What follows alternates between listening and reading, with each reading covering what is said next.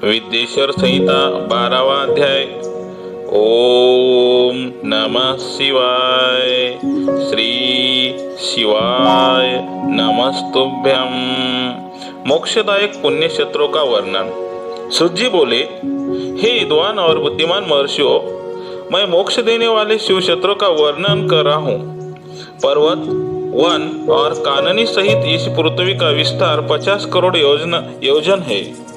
भगवान शिव की इच्छा से पृथ्वी ने सभी को धारण किया है।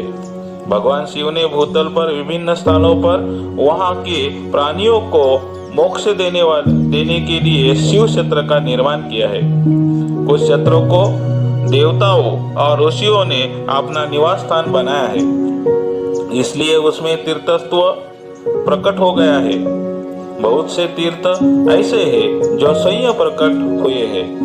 तीर्थ क्षेत्र में जाने पर मनुष्य को सदा स्नान, दान और जप करना चाहिए, अन्यथा मनुष्य रोग, गरीबी तथा मुक्ता आदि दोषों का भागी हो जाता है। जो मनुष्य अपने देश में मृत्यु को प्राप्त होता है, वो इस पुण्य के फल से दोबारा मनुष्य योनि प्राप्त करता है, परंतु पापी मनुष्य दुर्गति को ही प्राप्त करता है। हे ब्राह्मणों, पुण्य क्षेत्र में किया गया पाप कर्म अधिक दृढ़ हो जाता है। अंत पुण्य क्षेत्र में निवास करते समय पाप करने से बचना चाहिए। सिंधु और सतलज नदी के तट पर बहुत से पुण्य क्षेत्र है। सरस्वती नदी परम पवित्र और 60 मुख वाली है, अर्थात उसकी 60 धाराएं हैं। इन धाराओं के तट पर निवास करने से परम पद की प्राप्ति होती है। हिमालय से निकली हुई पुण्य सलीला गंगा 100 मुख वाली नदी है। इसके तट पर काशी, प्रयाग आदि पुण्य क्षेत्र है।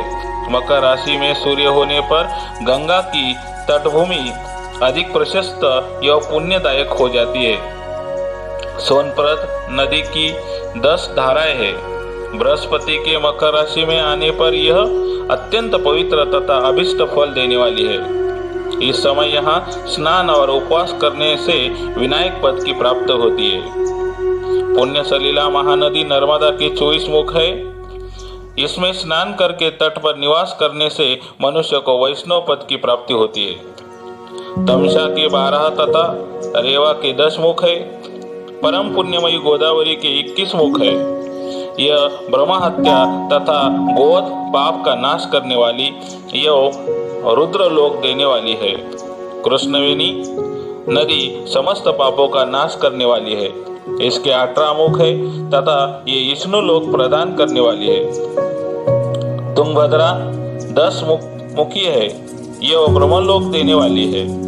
सुवर्णमुखी के 9 मुख है। ब्रह्मलोक से लौटे जीव इस नदी के तट पर जन्म लेते हैं। सरस्वती नदी, पंपा सरोवर, कन्याकुमारी, अंतरिक्ष तथा शुभकारक श्वेत नदी सभी पुण्य क्षेत्र है। इनके तट पर निवास करने से इंद्रलोक की प्राप्ति होती है।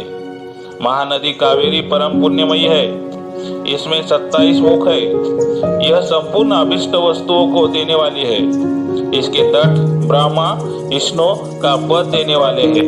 कावेरी के जो तट शैव क्षेत्र के अंतर्गत है, वे अभिष्ट फल तथा शिवलोक प्रदान करने वाले हैं।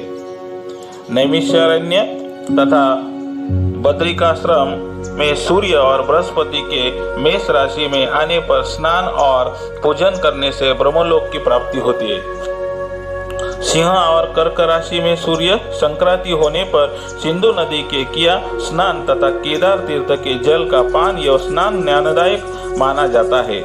बृहस्पति के सिंह राशि में स्थित होने पर भाद्र मास में गोदावरी के जल में स्नान करने से शिवलोक की प्राप्ति होती है, ऐसा स्वयं भगवान शिव ने कहा था।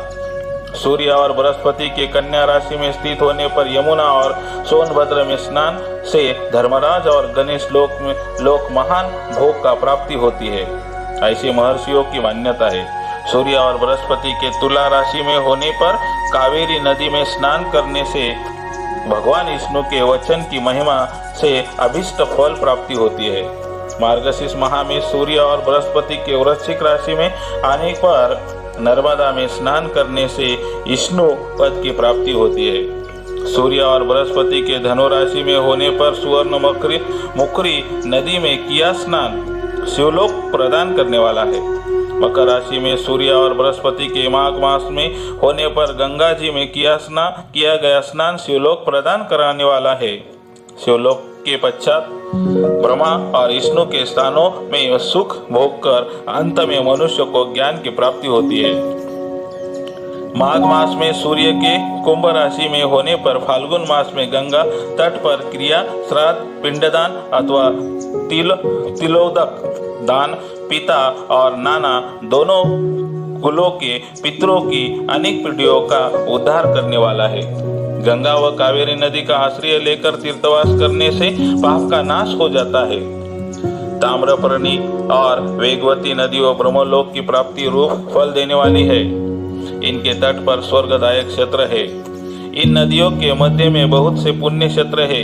यहाँ निवास करने वाला मनुष्य अभिष्ट फल का भागी होता है। सदाचार उत्तम वर्ती तथा सद्भावना के साथ मन में दया भाव रखते हुए मनुष्य विद्वान पुरुष को तीर्थ में निवास करना चाहिए, अन्यथा उसे फल नहीं मिलता। पुण्य क्षेत्र में जीवन बिताने का निश्चय करने पर तथा वास करने पर पहले का सारा पाप तत्काल नष्ट हो जाएगा, क्योंकि पुण्य को ऐश्वर्यदायक कहा जाता है। हे ब्राह्मणों, तीर्थों में वास करने पर उत्पन्न पुण्य कायिक, वाचिक और मानसिक सभी पापों का नाश कर देता है। तीर्थ में किया मानसिक पाप कई कल्पों तक पीछा नहीं छोड़ता। यह केवल ध्यान से ही नष्ट होता है।